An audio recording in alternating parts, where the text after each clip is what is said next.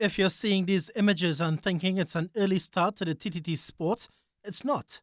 In an interview with TTT News, Economist Professor Roger Hosein compared government's first 100 days in office to a traditional test innings. They made a reasonable start to the innings, and so far nobody is out.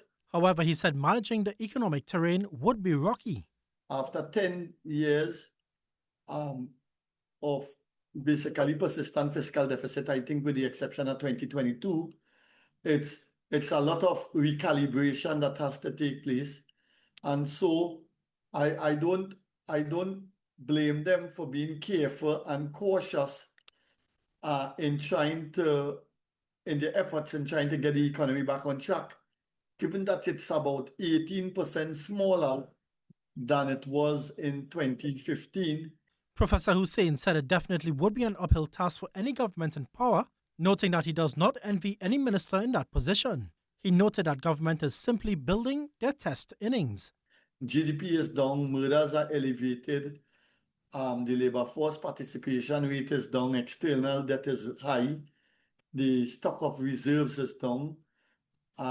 It's a mess. And so it will take a lot of time, in my opinion, to get this economy back on track. So if I were chasing 500 in a test innings, I would take my time and try not to lose wickets too early. He predicts another budget deficit, citing falling oil and gas production and weak tourism inflows. There is no money. Countries in a very trying position. Oil production is down, gas production is down relative to 2010. You are not seeing any extremely high spike in price of oil or price of gas. The agricultural sector is down. Our tourism inflows relative to our peers is when compared to 2019 is down.